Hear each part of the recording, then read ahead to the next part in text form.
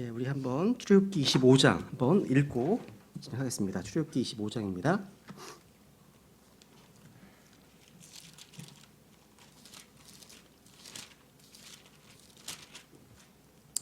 예, 출애굽기 25장 8절과 9절을 제가 읽어보겠습니다. 출애굽기 25장 8절과 9절입니다. 또 내가 그들 가운데 거하도록 그들이 나를 위해 성소를 만들게 하라. 또 너희는 내가 네게 보여주는 모든 것에 따라 성막의 양식과 성막의 모든 기구의 양식대로 그것을 만들지니라. 성경에서 하나님의 임재라는 주제를 다룰 때 이 성막에 대한 부분을 빼놓을 수가 없습니다. 성막은 구약 성경에서 하나님의 임재의 장소였고 동시에 이스라엘 백성들을 하나님께로 모아주는 중심 장소였습니다. 우리는 출애굽기에서 이 성막의 모양이나 그런 제도에 대한 상세한 정보들을 얻을 수 있고 이를 통해서 많은 영적 진리들을 깨닫게 됩니다. 사실 이 성막 하나만 깊이 공부한다 하더라도요, 조직 신학의 거의 모든 분야를 다 커버하고도 남음이 없습니다. 우리는 이 성막을 통해서요, 또 신약적 구원의 진리에 대한 모형을 또 볼 수 있어요. 성막은 분명히 이제 구약에 나타나시는 하나님의 임재 장소였습니다.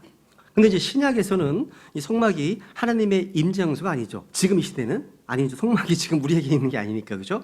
또 성전도 하나님의 임재 장소가 아니죠. 신약 교회 시대에는. 그러니까 신약에서 하나님의 임재의 장소는 구원받은 성도들의 몸입니다. 그죠? 성령께서는 이 성도들의 몸을 성전 삼아서 그 안에 계시는 거죠. 그러니까 성막은 구약에 속한 내용이고 구약의 교리로 다루어집니다. 이제 교회를 다닌다고 하는 분들 중에 이제 구약 성경은 이스라엘의 역사책이다라고 생각하는 분들이 있는가 하면 교회 시대의 성도들에게는 구약이 별로 유익이 없다라고 아주 담대하게 말하는 사람들도 있습니다. 근데 여러분, 대부분의 구약은요, 이스라엘 백성들을 주로 다루고 있는 데다가 성전이나 뭐 제사법이나 각종 규례들이 신약 교회 교리적으로 적용할 수 없는 것이 많기 때문이죠. 그죠? 그건 맞습니다. 하지만 구약에 나타난 내용들은요, 하나의 모형이 되어서 신약적 교리를 조명해 주고 있습니다. 그러니까 구약 성경은 우리에게 주어진 말씀은 아니지만 우리를 위해서 주어진 하나님의 말씀이라는 거죠. 한번 성경 찾아볼까요? 로마서 15장 4절에 보겠습니다. 로마서 15장 4절. 우선 두 줄을 보게 넘어가겠습니다. 로마서 15장 4절.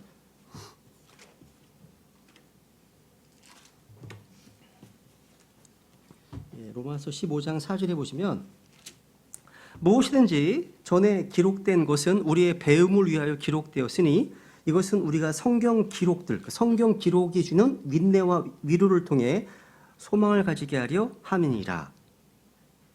바울이요, 로마서를 기록하고 있을 그 당시에는요, 신약 성경 대부분이 기록되지 않은 상태였어요.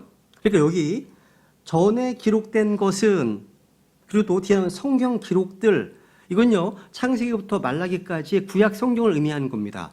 그죠? 그러니까 즉 구약 성경의 어떤 내용들은요, 신약 성도들에게 배움과 위로와 인내를 주고 있다는 거죠. 오늘날 우리 교회식 성도들에게 구약의 모든 것들을 다 교리적으로 적용할 수 없습니다. 하지만 거기에서 분명히 무엇인가를 배울 수는 있죠. 그죠? 하나 더 볼까요? 고린도전서 10장 11절 보세요. 고린도전서 10장 11절. 고린도전서 10장 11절. 이제 이 모든 일은 그들에게 본보기로 일어났으며 또 그것들은 세상의 끝을 만난 우리를 훈계하기 위해 기록되었느니라. 지금 구약 시대의 역사를 언급하시면서 말씀하신 내용입니다. 그죠? 그러니까 구약에 있었던 일들이 우리를 훈계하기 위해서 기록되었다라는 겁니다. 그러니까 구약의 역사적 사건들은 장차 다가올 예언적 진리를 보여주는 경우가 많이 있습니다. 뿐만 아니라 우리에게 인내와 위로를 줄 뿐만 아니라 경고와 훈계와 본보기도 되는 겁니다. 그러니까 성경 기록들이 주는 인내와 위로. 주목해 보세요. 성경 주는 인내와 위로. 여러분, 극단적 세대주의자들은요, 말이 안 통합니다. 잘. 왜냐하면 이들에게는 구약과 신약은 너무나 분명히 나누어지기 때문에 구약은 우리를 위해 아무것도 뭐 할 수 없다고 생각하기 때문이에요. 심지어 신약 성경에서도 이 성경의 각각의 책들은 분명히 나누어져서 유대인과 이 교회에게 각각 적용되니까 이들은 크리스찬들에게 필요한 것은 오직 바울 서신뿐이라고 주장합니다. 물론 교리적으로는 그렇다고 할 수 있습니다. 구약은 율법에 속하고 신약은 은혜에 속하죠. 율법이 크리스찬을 통제할 수는 없죠, 그죠? 또 신약 성경도요, 예수님께 십자가에서 피 흘려 죽으시기 전의 일들이 기록된 사복음서는 아직 구약적 경륜 가운데 있는 겁니다, 그죠? 반면에 바울 서신은 사도 바울이 그리스도의 몸된 교회를 위해서 받은 계시거든요. 그러니까 교회를 위해 기록된 거기 때문에 교회 시대의 교리를 설명하기에 충분합니다. 그러니까 신약 성도들에게 직접적으로 관련이 있는 것은 바울 서신입니다. 하지만 이것은 어디까지나 닥트린, 교리에 대한 부분이에요. 그러니까 이 성경은 교리를 가장 중요하게 말하고는 있지만 결코 교리만을 위해서, 그러니까 교리만을 말하는 책은 아닙니다. 성경은 교리를 위한 것 이외에도 책망과 바로잡음과 의로 훈육하게 유익한 책입니다. 또 하나님의 사람을 철저히 갖추어지게 또 할 수 있는 책이라는 거죠. 하나님의 사람이 온전케 되고 모든 선한 일을 철저히 갖추어지려면 먼저 교리를 바로 알아야 되지만 그 성경으로 책망도 받고 바로잡음도 또 필요하고 의로 훈육하기도 또 필요한 겁니다. 이 모든 것들은 바울 서신만이 아니라 신구약 66권 성경 전체를 통해서도 이루어집니다. 그죠? 그래서 우리는 구약 성경을 통해서도 많은 영적 진리들을 얻어야 되는 거죠. 그죠? 구약 성경이 교리적으로 우리에게 해당되는 것은 아니더라도 우리의 배움을 위해서 기록된 거라는 사실. 우리는요, 다른 사람들이 주는 위로, 인내, 소망이 아닌 성경 기록이 주는 위로와 인내와 소망을 가질 수 있어요. 성경 기록이 주는 것을 내가 받게 되면요, 다른 사람들에게 그런 것을 받지 못한다 하더라도 흔들리지 않습니다. 그러니까 누군가로부터 뭔가 위로받고 싶고 이런 거 얘기하잖아요, 그죠? 근데 성경 기록이 주는 인내와 위로를 충분히 받고 있다. 그러면 사람들이 주는 것을 필요치 않게 될 겁니다. 성경으로 충분하기 때문에. 그런데 구약 성경이 주는 것을 얻으려면요, 배워야 합니다. 우리의 배움을 위해서 주었다 말씀하시죠? 그러니까 배움을 통해서 얻을 수 있는 겁니다. 구약 성경 특히 성막을 공부하는 것은요, 지적 욕구를 해소하기 위한 것이 아니라 인내와 위로와 소망과 훈계 같은 열매를 얻기 위한 겁니다. 그래서 우리가 열심히 성경을 읽고 배우면 어떤 환경에서도 위로를 받게 되고 소망을 갖게 되는 거예요. 여기에 성막 공부의 중요성이 있는 거예요. 성막은 우리에게 많은 것들을 알려줍니다. 때때로 이제 구약 성경 읽어 나가시다 보면 지루해 보이는 부분들을 대할 때가 많이 있죠. 그래서 성경을 한번 일독해 봐야지, 성경을 완독해 봐야지 시도해 보셨을 거예요. 그러면 이제 창세기와 출애굽기 중반까지는 재미있게 읽어가다가 출애굽기 중반쯤 돼서는 집중이 떨어지고 뭔가 큐빗이 나오고 줄만하고 나오고 보석이 나오고 뭔가 휘장이 나오고 힘들어하다가 레위기에 가서는 포기합니다. 포기한다는 거죠. 이렇게 포기해버리면요, 이제 그 사람은 몇 달간 성경을 안 읽더라고요. 그러다가 설교를 들으면서 다시 성경을 읽어야 되겠다, 그런 마음을 먹고 다시 한번 성경 통독에 도전합니다. 그리고 창세기에서 다시 읽기 시작하죠. 이번에도 창세기는 재미있게 읽어 내려갑니다. 하지만 출애굽기 중간쯤에 와서 똑같은 현상이 반복돼요. 그러다 보면 이렇게 여러분 하다 보면 창세기 박사가 됩니다. 창세기는 다 알고 있어요. 그죠? 이처럼 많은 사람들이 성경을 완독하지 못하는 이유는요, 너무나 쉽사리 지겨워하기 때문이에요. 저도 또한 성경 66권을 읽고 또 읽고 지금도 계속 읽고 있지만 사실 구약 성경의 어떤 부분에 다다르게 되면 지칠 때가 있어요. 저도 개인적으로 출애굽기 25장 이후에 나온 성막도 그중 하나입니다. 사람들은 어떻게 감히 하나님의 말씀에 대해 그렇게 말할 수 있냐고 의아해하지만, 그렇게 말하는 분들은요, 성경을 완독해보지 않았거나 그래서 그들이 알고 있는 하나님의 말씀이 극히 일부분에 지나지 않기 때문에 그런 말하는 겁니다. 성경은요, 아주 프랙티컬한 책이에요. 실질적인 책입니다. 성경 통독은요, 우리 인생과 비슷해요. 인생의 많은 부분이 지루하듯이 성경도 많은 부분이 지루합니다. 다 경험하시지 않으세요? 거의 매일매일 읽을 때마다 막 하나님이 조명해 주시고 막 뜨거워지고 이러십니까? 일상적인 그의 경험은 아니죠. 그죠? 그러니까 여러분, 지루한 부분이 있다는 것이 어떻게 보면요, 오늘날을 살아가는 뭐 청년들이나 뭐 우리 주일학교 아이들이나 오늘 현대인들에게 좀 문제가 돼요. 왜냐하면 오늘날 사람들은요, 클릭 한 번만 하면 모든 것이 바로 나와야 되기 때문에. 인스턴트 시대잖아요. 본인이 직접 읽고 연구하고 찾아보고 이런 것이 잘 안 돼. 그냥 바로 나와야 돼. 이런 시대이기 때문에. 온라인 시대입니다. 그리고 자기가 보고 싶은 것을 마음껏 볼 수 있는 시대입니다. 뭐 얼마나 많으면 뭐 TV만이 아니라 뭐 넷플릭스, 디즈니 플러스부터 해서 엄청 많지 않습니까? 내가 원하는 대로 볼 수가 있습니다. 그러니까 그런 것들을 접한 사람들에게는요, 인생이 아주 익사이딩한 겁니다. 흥미진진한 거예요. 근데 성경을 펼치면 이건 또 뭐야? 이런 반응이 나오는 거죠. 현대인들에게. 근데 여러분, 실제 삶은 그렇지 않아요. 실제 삶은 어떻죠? 기저귀통이 날아다니고 바퀴벌레가 있고 변기가 막히고 뭐 이런 게 실제 삶이잖아요. 그죠? 그러니까 삶의 많은 부분이요, 따분한 것처럼 성경의 많은 부분도 따분해 보인다는 뜻이에요. 맞습니다, 여러분요.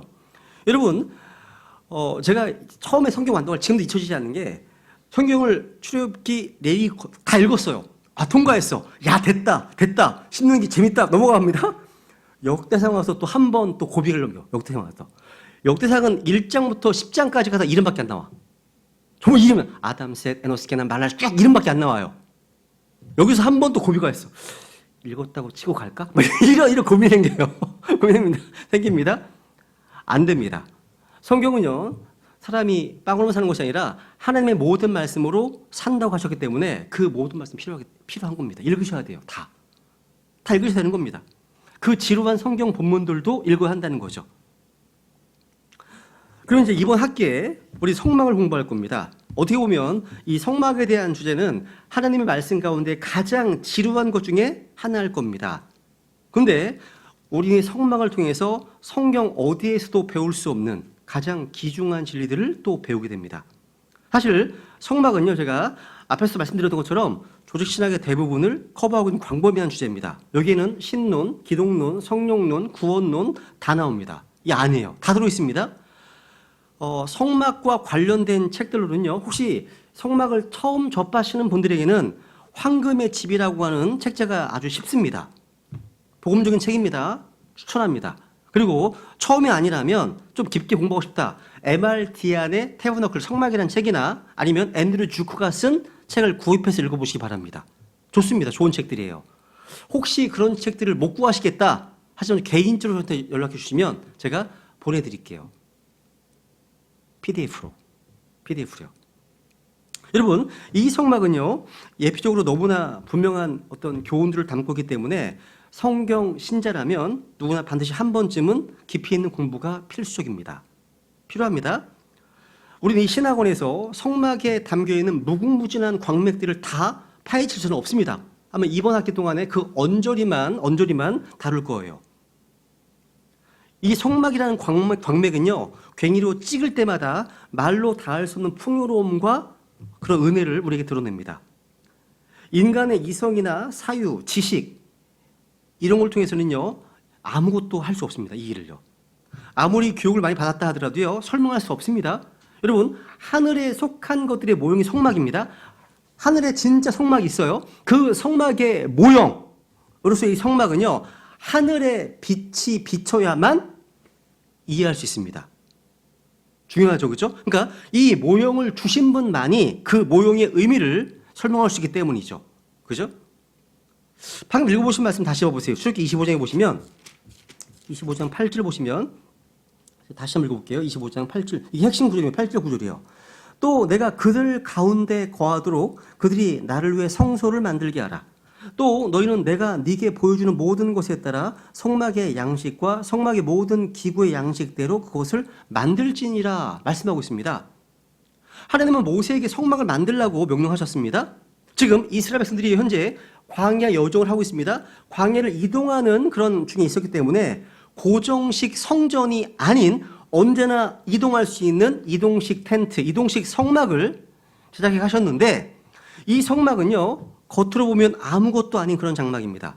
그러니까 성막이라는 그러니까 말이 건물이지 이건 이동식 천막에 불과한 거예요. 뒤에 보시면 뒤에 보여드렸죠? 그림 있으시죠? 보세요. 이 성막은요, 뭐 성 베드로 성당, 성 바울로 성당과 같은 규모나 또 화려함과는 거리가 멉니다. 그죠? 근데 주님께서 친히 모세에게 친히 그 모양을 보여주시고 재료와 규격 등을 친히 말씀해 주셨습니다.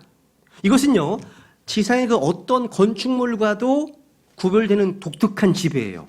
독특한 집입니다. 용도에 있어서는요, 이 건물은 하나님의 처소입니다. 주님이 거하시는 곳입니다. 그러니까 이 세상 모든 건축물과는 확연하게 구별됩니다. 여기 성막은 뜰, 성소, 지성소로 구분됩니다. 뜰에는 문이 있고 번제단이 있고 또 물두멍이 있습니다. 그리고 제사장이 이제 더 큰 방인 성소에 들어가게 되면 세 가지 기구가 있죠. 오른쪽에는 차려진 빵이 있고 왼쪽에는 금 등잔대가 있고 가운데는 분향단이 있습니다. 그리고 휘성 뒤 지성소에는 언약궤가 있고 언약궤 위에 피가 뿌려지는 긍휼의 자재가 있습니다. 성막에 있는 모든 부분은요, 우리의 성막이시며 하나님과 만날 수 있는 장소이신 예수 그리스도의 인격과 사역을 잘 그려주고 있습니다. 성경은 예수님을 증언하는 책이잖아요. 성경 각 챕터별로 다 예수님을 발견할 수가 있습니다. 성막은 말할 필요가 없습니다. 너무나 풍부하기 때문에. 그래서 이것은 사실 수직으로 보게 되면, 수직으로 쭉 올라가게 되면요, 보세요. 놋제단, 물대가 있고 또 분향단이 있고 언약궤가 있습니다. 딱, 그죠? 그리고 중간에 수평으로는 차려진 빵과 금 등잔대가 있습니다. 이것은 십자가의 모습입니다. 십자가. 우리의 구원을 위해 성취하신 갈보리 십자가를 가리키는 말이에요. 그죠? 자, 그리고 나중에 다 공부할 터인데요. 이 각각의 기구들이 얼마나 아름답게 우리 주 예수 그리스도의 인격과 하신 사역을 보여주는지 공부하게 될 겁니다. 우선 간단히만 이제 언급해드리면요. 여기 성막에 들어가는 문 보이시죠? 문이 있습니다. 이 문은 하나님의 임재로 나아가 구원받을 수 있는 문이신 그리스도를 예표하죠. I am the door. 나는 그 문이다. 번제단은 십자가에서 세상 죄를 제거하신 하나님의 어린 양이신 그리스도를 가리킵니다. 또 물대야는요, 하나님의 말씀을 통해서 우리를 깨끗하게 하시는 또 예수님을 예표합니다. 또 등잔대에서 나오는 빛은요, 세상의 빛으로 오신 예수 그리스도를 또 보여줍니다. 차려진 빵, 생명의 빵으로 오신 예수 그리스도, 분향단, 우리의 중보자이신 그리스도, 긍휼의 자리, 우리의 화해물이신 그리스도를 보게 됩니다. 다 그렇습니다. 또 우리는 아론을 통해서는 하나님의 우편에서 우리를 위해 중보하시는 우리의 대제사장이신 그리스도를 보게 됩니다.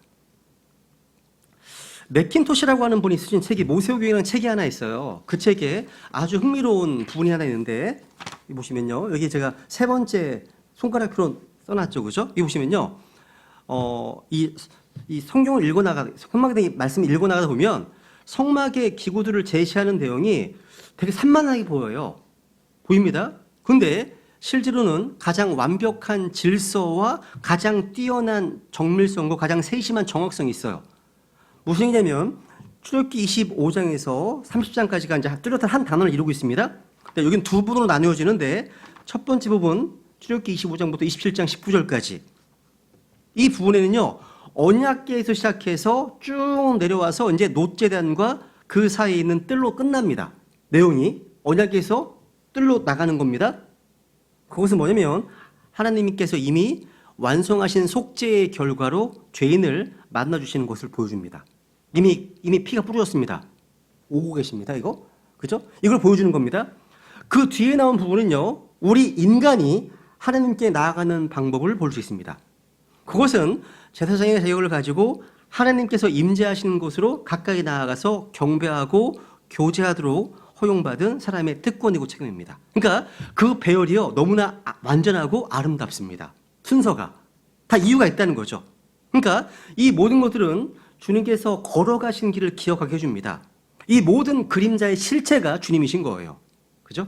그러니까 우리 그런 기도 많이 하잖아요. 영광의 왕좌를 떠서 이 땅으로 오셨다고 막 얘기하잖아요. 그게 전반부의 내용이에요. 언약궤에서부터 쭉 문까지 나아가시거든요. 뜰까지. 그죠? 그러니까 주님은 하늘 왕자의 모든 영광을 버리시고 십자가의 모든 수치를 감당하셨습니다.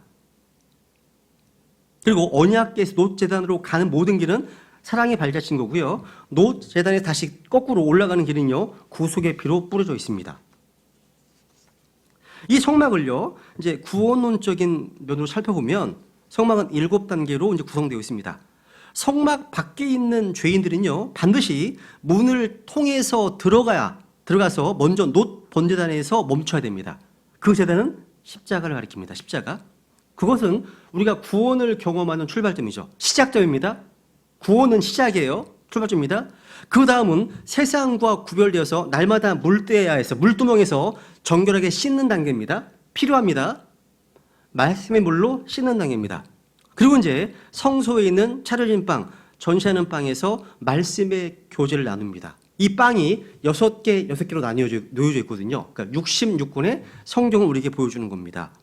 또한 금 등잔 달에 비추는 빛 가운데 걸어야 함을 우리가 보여줍니다. 빛 가운데 걸어야 되는구나, 우리가. 그리고 나서 이제 분향단에서 기도하게 되면 그 기도에 능력이 있습니다. 이렇게 이런 순서로 가게 되면. 그렇게 되면 이제 지성소에 들어갈 준비가 되어 있는 것이고요. 그곳에서 하나님과의 교제를 경험하게 됩니다. 그리고 이제 마지막 7번째 단계가 뭐냐면 그룹들이 내려다보는 긍휼의 자리에서 피가 뿌려진 곳이거든요. 거기서 완전한 화평과 안식을 누리게 되는 겁니다. 이게 7단계예요.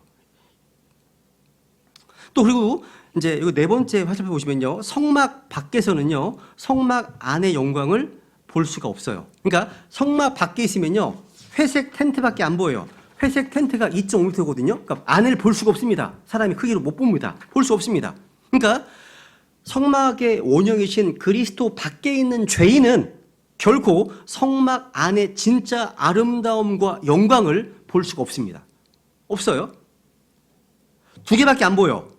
뭐냐면 뜰을 둘러싸고 있는 하얀 세마포 울타리하고요. 그리고 성막 지붕 덮개, 회색빛 텐트밖에 안 보입니다. 우장창합니다. 아주 보기가. 그죠? 여러분, 죄인에게 있어 하얀 세마포 울타리는요. 예수 그리스도의 의를 예표합니다. 우리는 이루어진 죄인들에게 하나님의 의이신 예수 그리스도를 보여줘야 되겠죠? 왜냐하면 이사야서에 말씀하시기를 우리의 모든 의는 더러운 누더기 같다 하시거든요. 비교가 되잖아요. 그러니까 그리스도 밖에 있는 이루어진 죄인이 자신을 예수 그리스도와 비교하게 되면 어떤 일이 벌어집니까? 욥처럼 I abhor myself, 내가 내 자신을 혐오하나이다 고백합니다. 그래서 회개하게 되는 거예요. 회개되는 겁니다. 그러니까 성막 밖에 있는 사람은요, 죄인을 대표하고 그 사람은 안을 보려면 반드시 문이신 그리스도를 통해서 들어가야 됩니다. 반드시요. 그 외에는 다른 길이 없습니다. 그렇기 때문에 밖에서 하얀 울타리, 또 성막의 덮개를 보고 있는 사람이라면 그 안에 있는 영광, 아름다움, 풍요로움을 도저히 알 수가 없죠. 볼 수가 없습니다. 회색 텐트 안에 뭔가가 있다? 결코 알 수 없습니다. 성령으로 거듭나지 않고서는요, 아무도 예수 그리스도의 헤아릴 수 없는 풍요로움과 영광과 아름다움을 진짜 알지 못합니다. 구원받지 않으면 예수님을 그냥 4대 성인의 한 사람으로 이해할 수밖에 없는 겁니다. 그냥 종교인이 되는 거죠. 그러니까 구원받고 안에 들어가게 되면 하늘과 땅을 만드시고 하나님의 아들이신 주 예수 그리스도의 영광과 그 아름다움을 보게 됩니다. 그렇죠? 예수님은 하나님의 지신 참된 성막이십니다. 말씀이 육신이 되어 우리 가운데 거하심에, 이게 그리스어로 태버너클입니다. 장막을 치신 겁니다. 그죠? 그래서 주님이 초림하신 절기는 장막절이다 얘기하는 겁니다. 12월달이 아니라 9월달쯤, 10월달쯤이라고 얘기하는 겁니다. 그분은 하나님께서 육체로 나타나신 분이십니다. 이것은 예수님의 보배로운 피로 깨끗하게 된 사람들만이 하나님의 풍요함과 영광을 알 수 있는 겁니다. 그래서 이 성막 공부를 통해서요, 하나님의 영광과 아름다움을 알기 원하고 우리 구주 예수 그리스도께서 어떤 분이신지 더 깊이 알기 원합니다. 이것이 신학원의 목표이기도 한 거예요.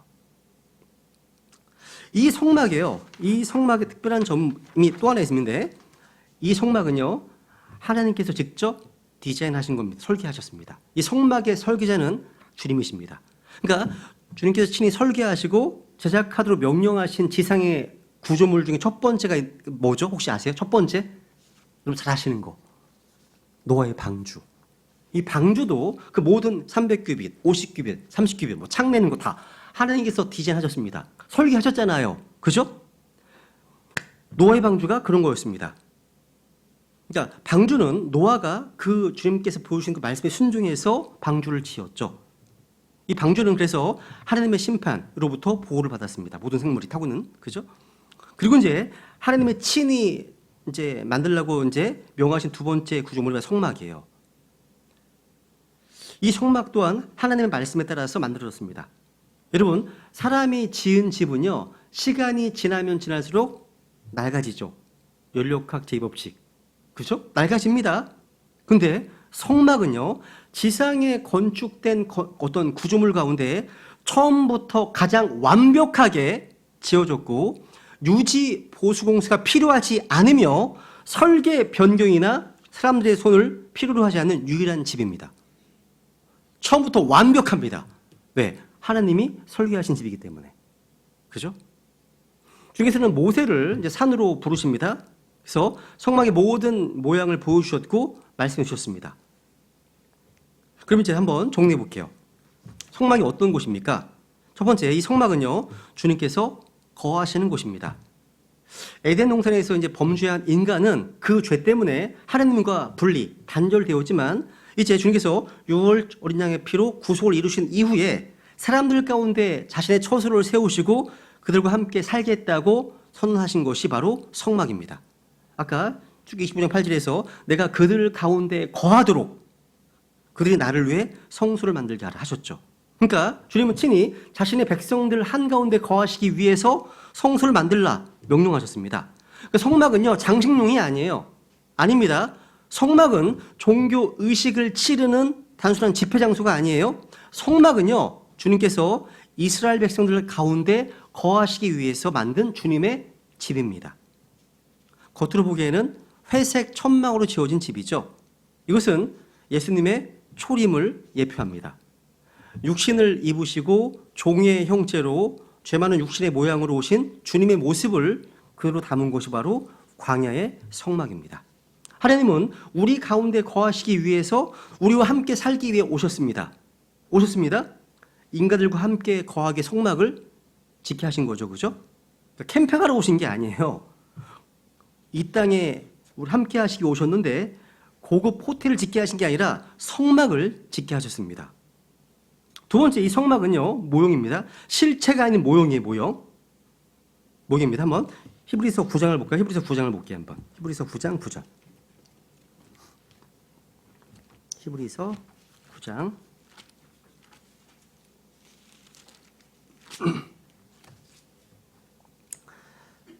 9절, 히브리서 9장 9절, 10절. 이 성막은 현재 곧 이때까지의 뭡니까? 피규어, 모형, 그죠?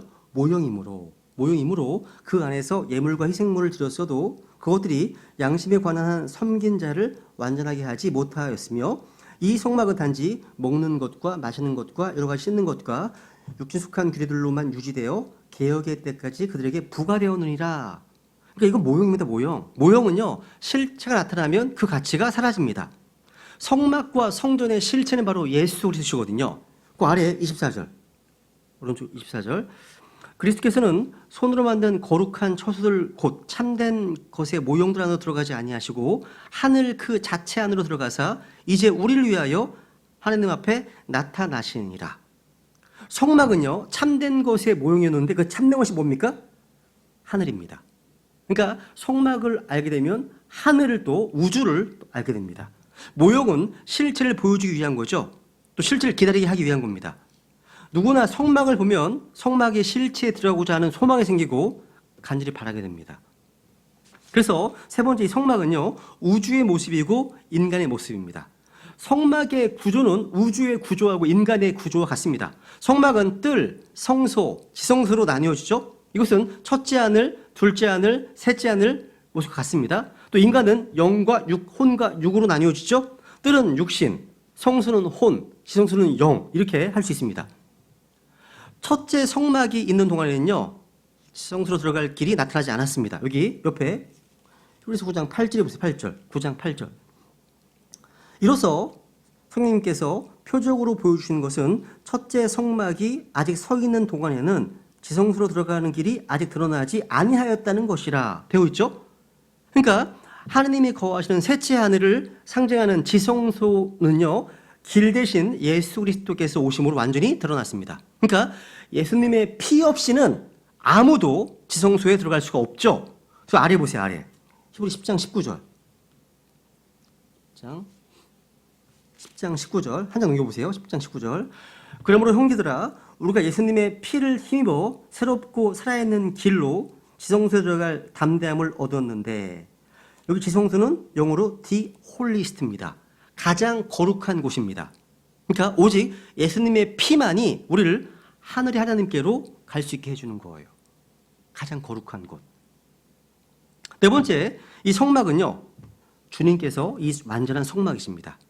광야의 성막이 손으로 만든 성막이라면 주님께서는 바로 완전한 성막이십니다. 그래서 말씀이 육신이 되어 우리 가운데 거하심에 얘기했죠? 이 거하시는 말이 장막을 친다는 말입니다. 주님은 자신의 몸이 바로 성전이라는 사실을 선포하셨죠. 요한복음 2장을 보세요. 한번 2장. 요한복음 2장.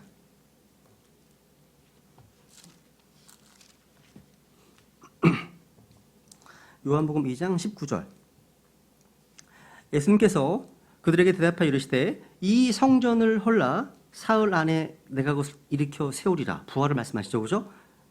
이 유대인들이 이르되 이 성전을 짓는데 46년이 걸렸거늘, 이 스룹바벨 성전, 헤롯 성전입니다. 내가 그것을 사흘 안에 세우겠느냐 하더라. 그러나 그분께서는 성전인 자기 몸을 가리켜 말씀하셨더라. 성전인 자기 몸. 주님의 몸은요, 하나님의 신격이 모든 식이 거하는 진정한 성전입니다. 하나님은 자신의 모든 것을 그리스도 안에 두셨기 때문이죠. 그죠?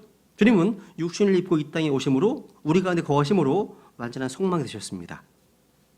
다섯 번째, 하늘에 참 성막이 있습니다. 그러니까 모세가 본 성막의 실체는 바로 하늘에 있었습니다. 히브리서 8장에 보세요. 8장에 보시면요, 2절. 히브리서 8장 2절 보세요.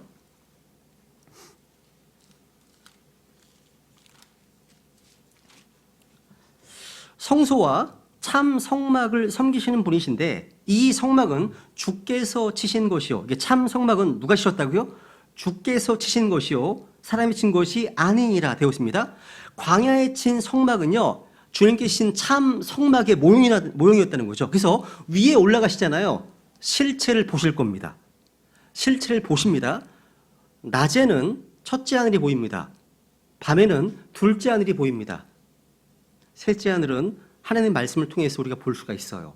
근데 그 위에 셋째 하늘에는 바로 참 성막이 있어요. 주님이 친 성막. 계시록 15장 보세요. 요한계시록 15장 5절. 계시록 15장 5절. 그 뒤에 내가 바라보니 보라 하늘에 있는 증언의 성막의 성전이 열리고, 와, 이 증언의 성막이 어디 있습니까? In heaven. 하늘에 있습니다. 하늘에 증언의 성막이 실제 있습니다. 계시록 21장 3절도 마찬가지예요. 그러니까 하늘에 있는 성막이 땅에 있는 성막의 원형이에요. 그러니까 모세는 하늘에서 본 그 참 성막의 양식대로 그 모형을 본 그대로 성막을 만들었습니다. 주님께서 자신의 피를 들고 땅에 있는 지성소가 아니라 하늘에 있는 성막의 성전으로 올라가서 피를 뿌리셨습니다. 그래서 우리 또한 그곳에 들어갈 수 있게 된 겁니다. 구약 성경에 보시면요, 주님께서 이제 백성들 가운데 거하시게 성막을 세우셨는데 백성들이 범죄하잖아요. 성막을 떠나셨습니다. 우상을 숭배하고 주님의 진노를 격발하잖아요. 성막을 떠나셨습니다. 시편에 78편에 보시면 구약 성경 역사가 쭉 나와요.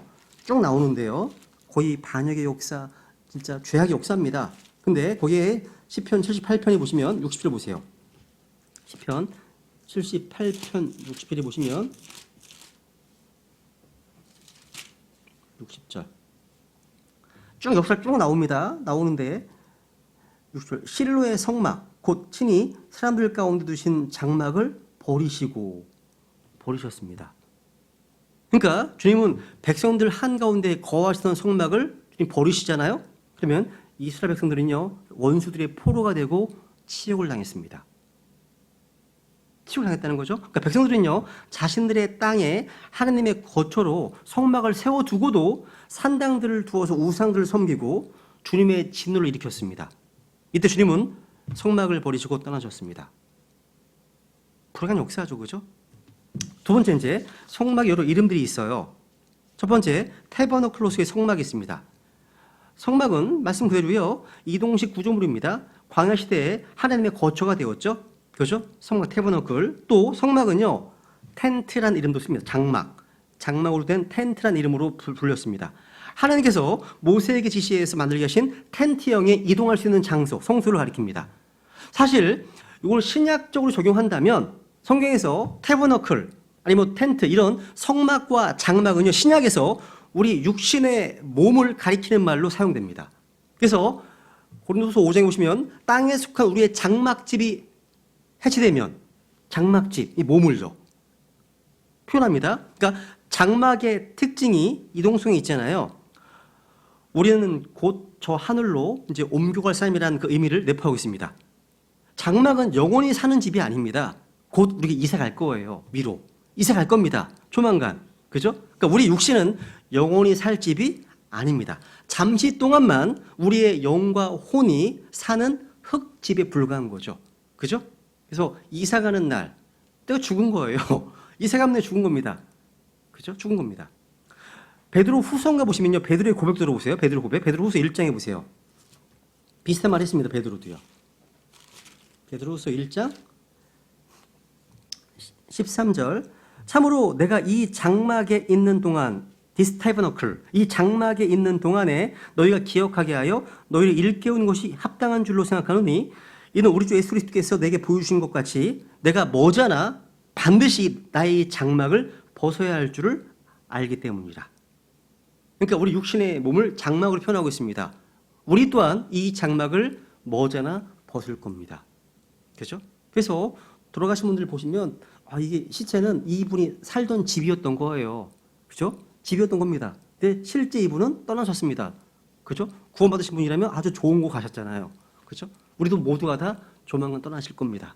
흙집을 벗어버렸겠죠. 그렇죠? 그다음에 이제 이 성막이 또 다른 이름이 회중의 성막이라는 말이 있습니다. 또 텐트 오브 미팅입니다. 미팅을 위한 성막이라는 얘기예요. 회막. 그러니까 회막이란 하나님께서 자기 백성과 만나시고 사진을 가지셨기 때문에 불린 이름이에요. 그러니까 회막, 회중의 성막.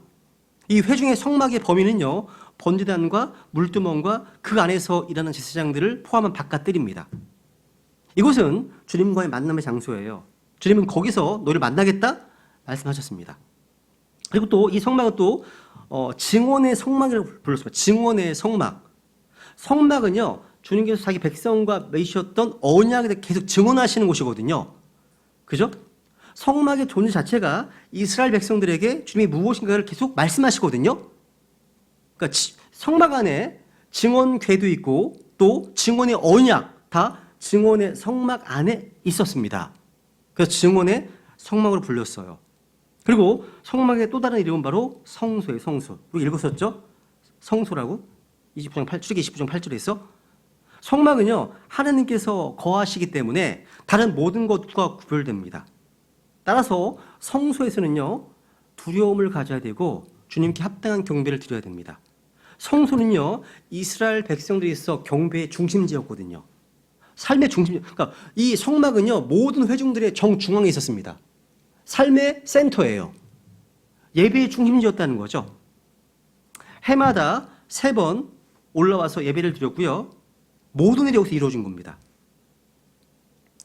한번 주님께서도 이 성소를 통해서 이스라엘 백성들과 교제하셨는데 시편에서만 좀 몇 개를 찾아볼까요? 한번 성소에 대한 말씀이 있는데요. 한번 보세요. 시편 보세요. 시편 20편. 시편만 찾아볼게요. 시편만. 확인만 하시면 돼요. 이 성소가 어떤 곳이었는지 확인만 할게요. 시편 20편 2절. 성소로부터 네게 도움을 보내시고 시온으로부터 너를 강하게 하시며. 네게 도움을 어디서 보내십니까? 성소로부터 보내네요. 백성들은 성소에 와서 도움을 얻었습니다. 63편 2절. 시편 63편 2절 보세요. 시편 63편 2절 보시면 이것은 내가 성소의 주를 배운 것 같이 주의 권능과 주의 영광을 보고자 함이니이다. 그러니까 성소에서 주님을 배웠고 주의 권능과 영광을 보았습니다. 성소에서. 그 다음 보세요. 시편 73편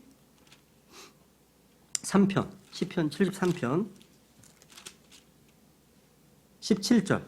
야, 하나님의 성소에 들어갔을 때 비로소 그들의 종말을 내가 깨달았나이다. 그러니까 성소에서 뭔가 깨닫습니다. 깨달았네요. 그죠? 야, 시편 77편 13절에 보시면요. 주의 길이 성소에 있다고 말씀하십니다. 그러니까 성소에는 주님의 존귀와 위엄과 능력과 아름다움이 있는 곳입니다. 성소가요. 여러분, 이 땅 지상에 있는 성소는요, 하늘의 참 성소의 모형인지라 이스라엘 백성들은 이 성소를 통해서 찬양을 드리고 경배를 드리고 주님이 원하신 모든 것을 행해야 했습니다.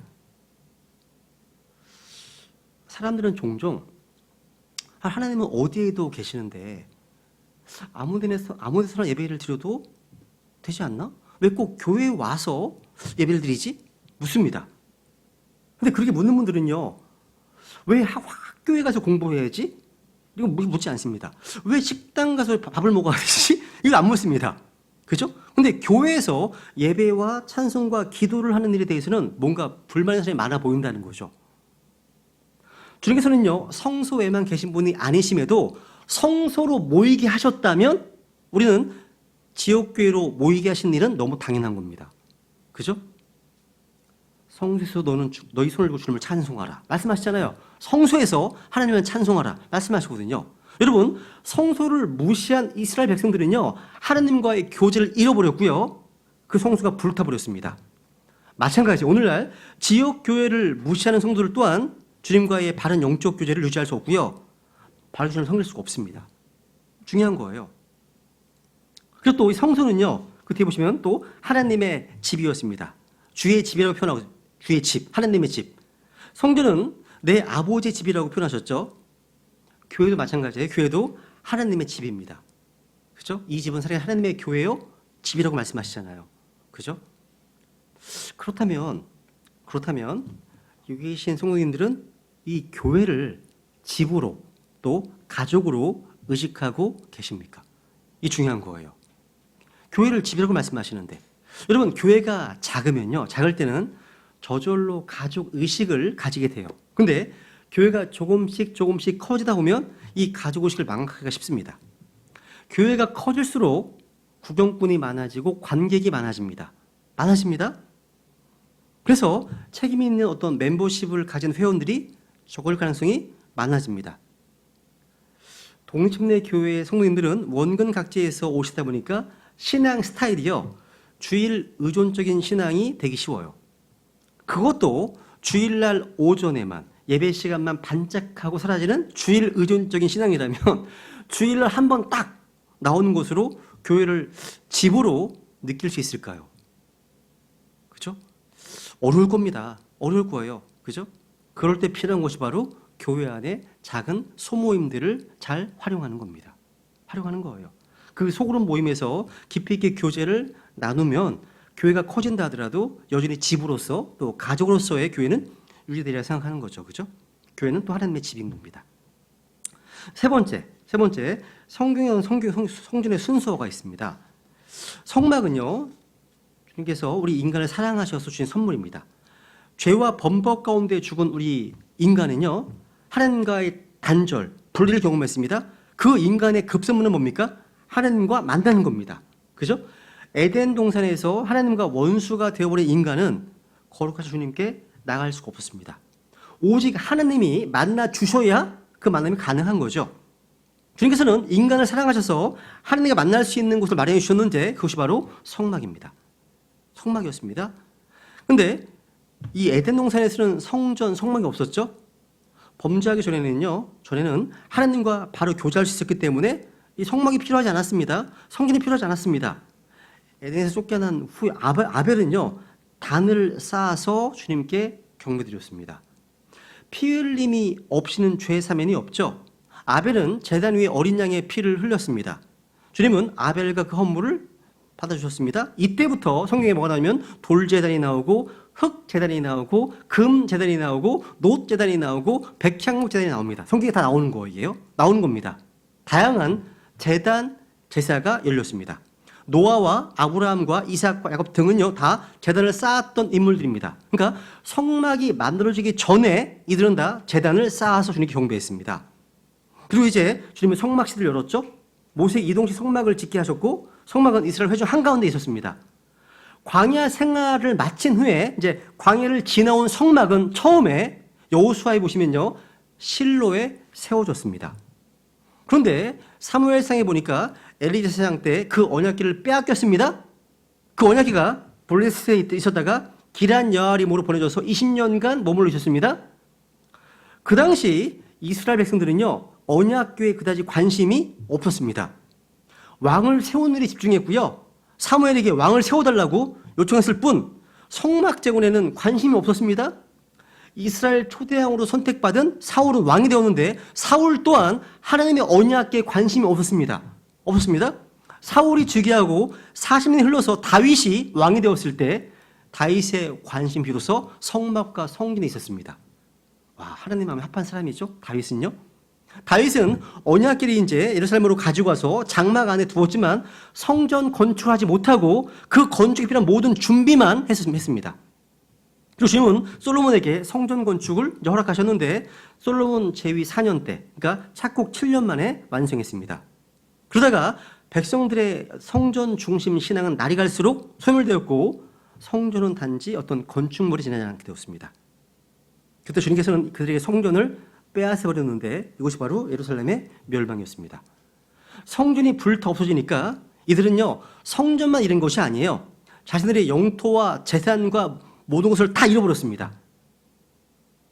70년의 포로 생활이 끝나고 나서 이제 본토로 돌아왔습니다. 이들은 다시 한번 성전 재건을 위해서 온 힘을 모으게 됩니다. 이것이 바로 스룹바벨 성전인 거예요. 성전. 학계와 스가랴의 재건이 시작되었는데 솔로몬 성전에 비해서 훨씬 못했습니다. 그죠? 스룹바벨 성전은요 나중에 헤롯 왕이 민심을 얻기 위해서 정치적 목적으로 재건축을 결정했습니다. 새롭게 만들어졌습니다. 공사 기간은 무려 46년이었습니다. 요한복음 2장에 나오죠? 그죠? 결국 이 성전도 AD 70년경 로마의 티토에 의해서 완전히 파괴되었습니다. 여러분, 성전의 파괴는요, 단지 성전의 파괴로만 끝나는 게 아닙니다. 온 민족이 다 영토를 잃고 온 세상으로 디아스포라, 흩어지는 비극을 맞았습니다. 항상 그랬습니다. 이들이 다시 성전을 가질 때까지 이스라엘 어떤 힘도 가질 수 없었습니다. 그런데 주님 재림하시면 다시 이들이 성전을 주실 겁니다. 이게 에스겔 성전입니다. 성전이에요. 천년왕국 때 세워질 성전이죠. 그죠? 물론 그 사이에 그 전에 대환란 때 제3성전이 세워질 겁니다. 환란 기간 동안에. 근데 이 성전은 죄송하지만 적그리스도의 성전입니다. 적그리스도가 그 안에 들어가서 자신을 신 하나님이라고 나타내 보이는 성전으로 쓰여질 거죠. 그죠? 어쨌거나 이스라엘의 역사는요 성전의 역사였습니다. 우리는 이 성전의 역사가 이스라엘 민족의 역사와 동일함을 보았습니다. 현재 교회 시대에 경륜권에 살고 있는 우리 성도들은요 건축물로서의 성전이 아닌 성령의 전인 성전을 가지고 있죠. 바로 저와 여러분의 몸이 바로 성전입니다. 성전이에요. 한번 읽고 넘어갈까요? 고린도전서 3장 보세요. 한번 16, 17절. 고린도전서 3장 16, 17절.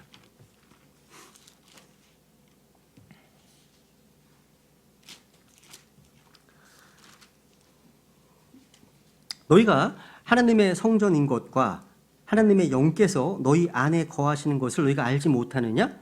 누구든지 하나님의 성전을 더럽히면 하나님께서 그를 멸하시리니 하나님의 성전은 거룩하며 너희가 곧 그 성전이니라. 우리 몸이 주님의 성전이라는 사실 놀라운 진리 아닙니까 이거요? 진짜 믿으시나요? 높고 높은 하늘에 거하시는 거룩하신 주님께서 이 땅에 거하시는 처소가 바로 우리의 천한 몸입니다. 천한 몸이에요. 우리 몸은요 질그리시고 마일 바디 천한 몸이지만 주님이 거하시는 순간 살아있는 성전이 되었습니다. 성전이야 성전. 얼마나 귀합니까 성전인데 다 몸이 성전이잖아요. 그죠? 야, 주님은 우리 몸을 성전으로 삼으시고 우리 속에서 거르시고 우리 속에서 활동하십니다. 우리가 구원받았다면 우리의 영과 혼 못지않게 우리의 몸, 성전의 몸에 대해서도 눈을 떠야 됩니다. 이 몸도 보통이 아니구나. 이 몸도 대단한 거구나. 성전이구나. 함부로 달아서 안 되겠죠. 성전도요. 몸을 막 혹사시킨다거나 하면 안 되겠죠. 우리 몸은요, 그리스도의 지체이고 성령께서 거주하시는 집입니다. 그래서 우리 이 몸 성전을 더럽히지 말고 거룩하게 해야 될 의무가 있는 겁니다. 성전이기 때문에. 성전이기 때문에. 그래서 담배도 안 피고 술도 마시지 않고 이렇게 하는 겁니다. 그죠? 이스라엘의 성전이 사라졌을 때 그들은 살 곳을 잃어버렸습니다. 마찬가지예요. 우리 역시 우리의 몸된 성전이 사라지면 죽는 거죠. 죽는 거죠. 성전은 우리의 삶, 생명과 직접적 연관가 있어요. 그죠? 아마 중요한 거예요. 여러분, 또 주님이 거하시는 그곳은 가장 거룩한 곳이잖아요. 주님은 나를 위해 성소를 만들게 하라 하셨습니다. 성막의 존재 목적이 나를 위해, 주님을 위해서입니다.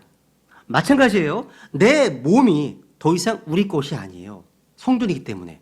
누구 겁니까? 주님을 위해서 몸을 쓰는 겁니다. 주님을 위해서. 뒤에 보세요. 6장 20절. 고린도전서 6장 20절. 주께서 값을 치르고 너희를 사셨느니라. 그런즉 하나님의 것인 너희 몸과 너희 영으로 하나님께 영광을 돌리라. 주님께서 우리를 피값 주고 사셨기 때문에 이제 우리의 인생은 내 것이 아니네요. 제 것이 아닙니다. 주님, 이 몸은 주님의 것입니다. 주님의 것입니다. 그죠? 그래서 주님의 것을 주님께 돌려드리는 것, 주님의 것을 주님의 뜻대로 사용하는 것, 이게 주님께 영광 돌리는 겁니다. 이게 헌신이죠. 당연한 겁니다. 이건요. 리즈너블한 겁니다. 성경에서 합당한 섬김인 거죠. 몸을 드리는 것은. 그죠? 성막의 양식. 이 부분은요, 조금 쉬었다 하죠. 네, 이건 조금 두 번째 시간에 하겠습니다. 시작하면 또 길어지니까요. 네, 잠깐 쉬었다가 두 번째 시간 하겠습니다.